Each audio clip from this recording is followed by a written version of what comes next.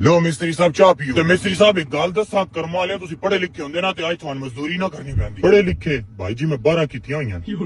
12 ਦੀ ਗੱਲ ਨਹੀਂ ਕਰ ਰਿਹਾ, 14 ਕੀਤੀਆਂ ਹੁੰਦੀਆਂ ਨਾ, 14 ਆਰਾਮ ਨਾਲ ਨੌਕਰੀ ਲੱਭ ਜਾਣੀ ਹੈ ਤੁਹਾਨੂੰ। ਉਹ ਭਾਈ ਜਿਹੜੇ ਕੰਮ ਲੱਗੇ ਹੋਣੇ ਨਾ ਉਹਨਾਂ 14 ਕਲਾਸਾਂ ਕੀਤੀਆਂ ਹੋਈਆਂ।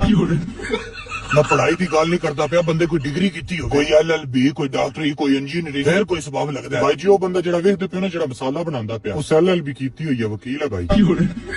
ਭਾਈ ਜੀ ਉਹ ਬੰਦਾ ਵੇਖਦੇ ਪਿਆ ਜਿਹੜਾ ਫਟੀਆਂ ਪਾਉਂਦਾ ਪਿਆ, ਇਹ ਇੰਜੀਨੀਅਰ ਸਾਹਿਬ ਨੇ 4 ਸਾਲ ਦਾ ਕੋਰਸ ਕੀਤਾ ਭਾਈ ਹੋਣਾ। अस्सलाम वालेकुम डॉक्टर साहब आ गए हो? जी आ गया जी डॉक्टर साहब, फिर तुसी इंज करो, कपड़े चेंज करके ना मसाला बनाओ। जाओ शाबाश। ਇਹ ਡਾਕਟਰ ਸਾਹਿਬ ਨੇ ਸਾਡੇ, ਇਹਨਾਂ ਡਾਕਟਰ ਦੀ ਡਿਗਰੀ ਕੀਤੀ। ਹੁਣ ਤੁਸੀਂ ਹਿਸਾਬ ਲਾਓ, ਵਕੀਲ, ਡਾਕਟਰ ਤੇ ਇੰਜੀਨੀਅਰ ਮਿਲ ਕੇ ਮਕਾਨ ਬਣਾਉਂਦੇ ਪਏ। ਤੇ ਬਣਾਉਂਦੇ ਕਿਦੇ ਪਏ ਨੇ? ਇੱਕ ਪੰਜਵੀਂ ਫੇਰ ਛੋਰ ਆਈ ਉਹ ਡੰਕੀ ਲਾ ਕੇ ਯੂਰਪ ਗਿਆ ਆਈ, ਉਹਦਾ ਮਕਾਨ ਬਣ ਰਿਹਾ।